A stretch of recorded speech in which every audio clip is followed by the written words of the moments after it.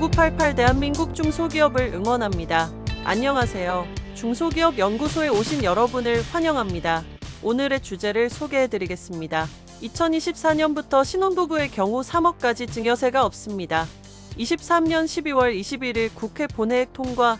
과연 어떤 내용일까요? 정우일 소장님을 모셔서 자세한 내용을 알아보도록 하겠습니다. 9988 대한민국 중소기업을 응원합니다. 안녕하세요. 웰스기업연구소 정우일 소장입니다. 결혼만 해도 3억 원의 돈을 부모로부터 세금 없이 증여받을 수 있게 되었습니다. 자, 어떻게 된 건지 바로 잠시 후에 알아보도록 하겠습니다.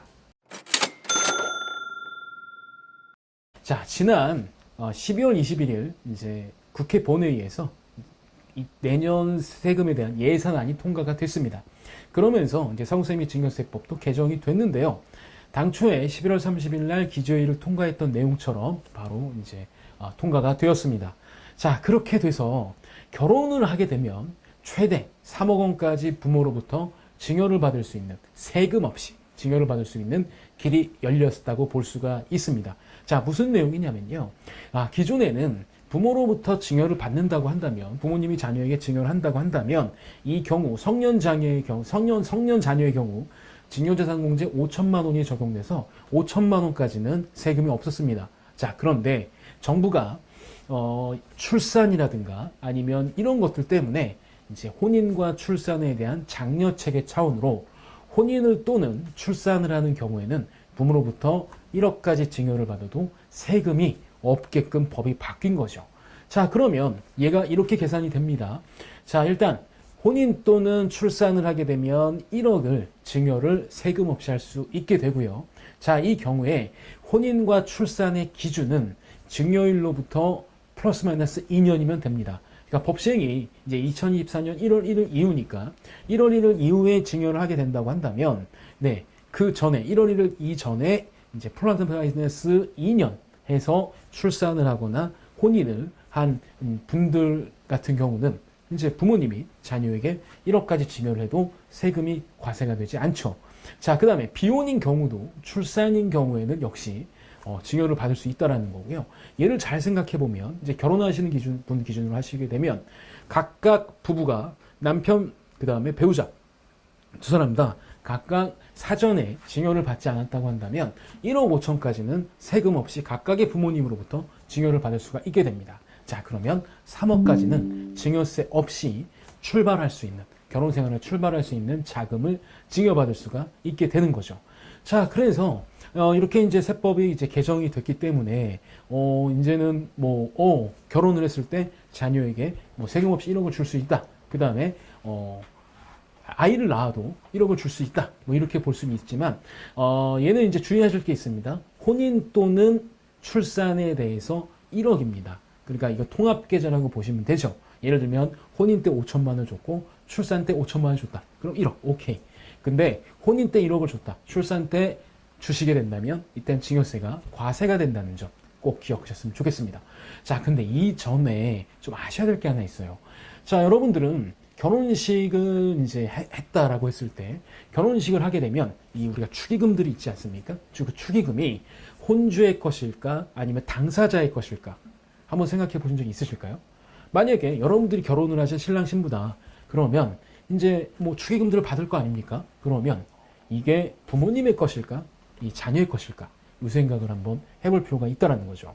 자, 이거는 명확합니다. 서울고등법원 판례에 따르면 이제 예를 들어서 혼주의 손님들이 있죠. 혼주 손님들. 그러니까 부모님의 손님들이 와서 아는 지인들이 와서 축의를 했다라고 하는 거는 혼주 자체를 보고 축의를 한 거기 때문에 여기에 대한 축의금들은 이제 부모님의 거다. 그래서 결혼 축의금이 들어온다고 한다면 그 축의금을 전부 다 자녀가 썼을 경우에, 그 다음에 자녀가 이 축의금을 자금으로 해서 집을 사거나 이랬을 경우에 증여에 해당될 수 있다는 점 꼭 명심했으면 좋겠습니다.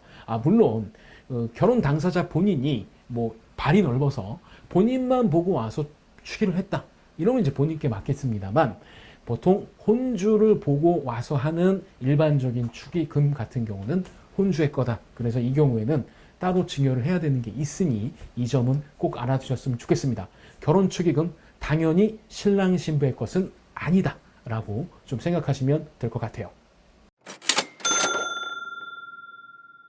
자, 지난 국회 본회의에서 통과가 된 게 물론 상증법에서 혼인재산 공제가 그리고 출산재산 공제가 혼인 또는 출산재산 공제가 신설이 된 거 이런 것까지 이 내용도 있지만 다른 내용도 하나 있습니다. 제가 앞서서 제 이 CEO 리포트 채널을 통해서 말씀을 드렸는데 2024년 가업 주식 사전증여 특례에 대한 좀 좋아진 것들이 생겨서 좀 말씀드리고자 합니다. 일단 가업의 승계 주식 사전증여 특례가 기존과 좀 더 좋아졌어요.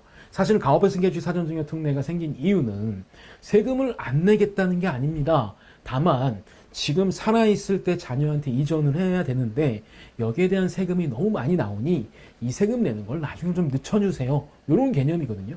그러면 진짜 얘가 효율성을 발휘하려면 지금 자녀에게 증여하는 가업승계 주식이 세금이 좀 더 낼 수 있을 만한 것들이면 더 좋을 거잖아요. 그래서 바뀌었습니다. 어떻게 바뀌었냐면 자, 일단 기존하고 나머지는 다 같은데 달라진 점은 이 가업의 승계주식 사전증여 특례는 10% 저율과세 구간이 좀 큽니다.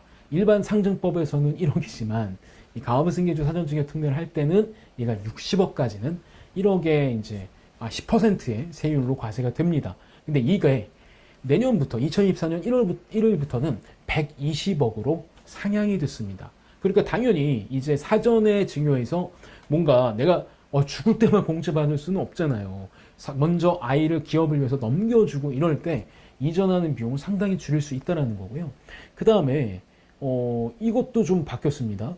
뭐 예를 들면 자, 뭐 예를 들어서 70억을 넘긴다고 해요. 70억의 주식을.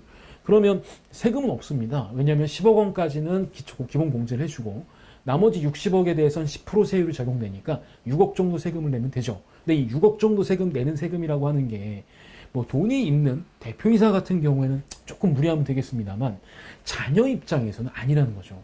6억 어디서 만들어? 그렇죠?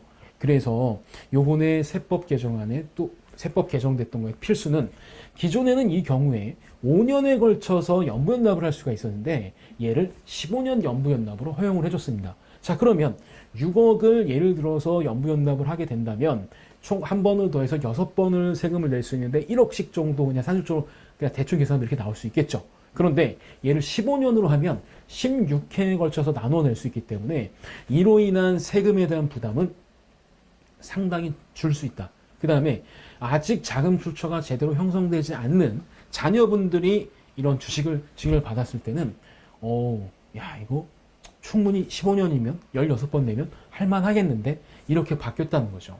그래서 기존에 존재했던 우리 가업의 승계주식 사전증여 특례에 어쩌면 납부의 유연성을 더한 게 이번 개정안이라고 보시면 될 것 같습니다. 그래서 이게 이제 국회 본회의를 통과했으니까 2024년도에는 그동안 난 지금 나이가 좀 있는 것 같고 이제 어느 시점이 되면은 내가 죽지는 않더라도 우리 주식을 자녀에게 넘겨서 이 자녀가 경영을 하는데 전혀 부담이 없게끔 해줘야겠다. 이걸 고민하신 분들한테는 아주 희소식이 아닐까 싶습니다. 그래서 좀 이제는 증여를 하는 거 이제 지금 내는 세금을 상당히 줄이면서 증여할 수 있는 길이 많이 열렸기 때문에 이걸 적극적으로 검토해 보시면 어떨까 합니다. 근데 오해는 하지 않으셔야 됩니다. 지금 내는 세금이 줄었다고 해서 상속세가 준 건 아닙니다. 가업의 승계주식 사전증여 특례를 하게 된다면 지금은 세금은 덜 내지만 나중에 상속이 벌어졌을 때 정산해서 과세되는 개념이고요. 그럼 뭐가 좋아? 이게 좋은 거죠. 신고 당시에 사전증여를 신고했을 당시에 주식평가 금액으로 계산된 금액이 상속재산에 합산이 되니까 실제 상속은 훨씬 더 이유겠죠. 그 다음에 비상장 기업은 솔직히 뭐 시가가 있는 게 아니 교환가치가 있어서 시가에서 왔다 갔다 하는 게 아니라 평가로만 진행되니까 기업의 이익이 누적되면 누적될수록 기업 가치는 커질 수밖에 없거든요. 그런 점에서 봤을 때는 지금 사전에 신고하는 게 사후에 신고하는 것보다 상속할 때 신고하는 것보다 훨씬 더 세금을 줄일 수 있는 게 있다라고 볼 수 있고 그 다음에 더 좋은 건 15년 연부연납. 그래서 실제로 자녀의 납세에 대한 부담도 줄일 수 있다. 이 점을 꼭 체크하셔서 2024년도에는 자녀한테 주식을 어느 정도 넘겨줘서 내가 이제 경영에 대한 부담과 대주주로서의 책임을 이제 좀 놔야겠다 하시는 분들은 적극적인 고려를 검토해 보시는 걸 추천드립니다. 저희 웰스기업연구소에 언제나 이 부분에 대해서 문의를 해주시면 저희가 성심성의껏 좋은 솔루션을 드리도록 하겠습니다. 좋아요, 구독, 알림은 저희가 컨텐츠를 만드는데 많은 도움이 됩니다.